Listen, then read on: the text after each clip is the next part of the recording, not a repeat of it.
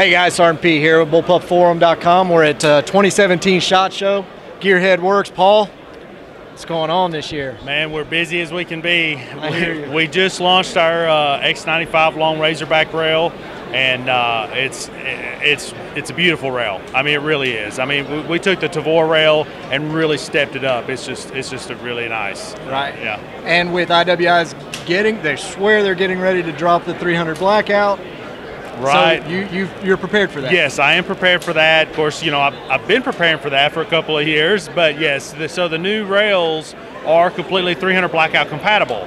So this is the short version here. We've got the keyhole for the adjustment. So you got your supersonic, subsonic, you know, for the gas right. block. The gas block yeah, adjustment. it's tool operated. That's so right. You mentioned the long rail is in production That's now. Right. It's shipping now. We've got those, and then the short rail That's is right. something new. Yeah. So this Both is our have short the rail. cut. That's right. So the short rail is it would work on the longer gun. Oh but yeah, tell absolutely. us about this. Yeah. So when I designed the short rail, just like in the Tavor, I've got a long and a short version. So I already had this gun built. Just as my own curiosity, I wanted to see how short I could make an X95. I actually started this project with a Tavor and literally saw cut the front of a Tavor off. Wow. And started messing with it. That hurts my heart a little bit. I know, it did hurt, but I ended up with a 40 Smith & Wesson Tavor with a 10-inch barrel out of that. Yeah, so I made a 40 Smith & Wesson, yes. right. Yeah. So I wanted to say, well, I'll try it 5.56, see how short I can go. And this is how short I ended up. It was actually the charging handle that stopped me from going any shorter because of the way the charging handle Absolutely. was. So when I did the length of this barrel? 9-inch barrel. 9-inch barrel. Yeah, the barrel's actually flush to the plastic right here. You've got a can on. Yeah, the little PWS can sinks in just a little bit, gives you that monolithic look or whatever. So I already had this gun built when I was designing the X95 rails, designed the long one first. So the short one is real easy. So instead of just going to the normal length like I did on the Tavor, I thought, well, I've got this gun. I'm going to go ahead and make it to where it looks like a full rail on a short gun. Right.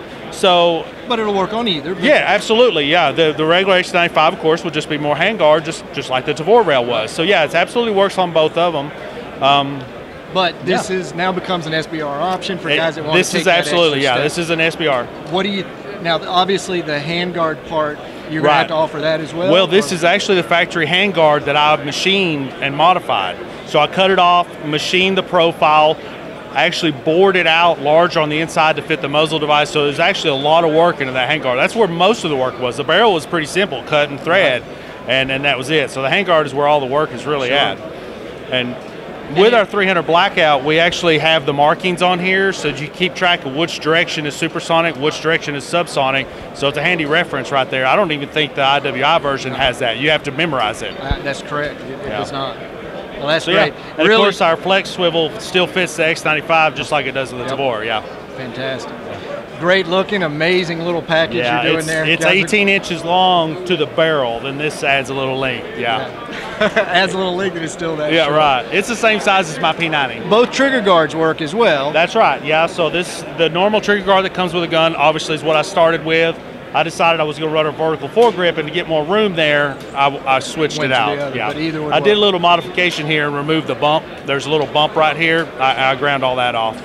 Because of your vertical. Yeah, because it was hitting my knuckles. So because I was so close right there, I needed all the space. Honestly, without that vertical, the original, the longer trigger guard would fit as a. Oh yeah, it absolutely would have worked. You could have cupped your hand around it and rested your thumb right there on that little ledge.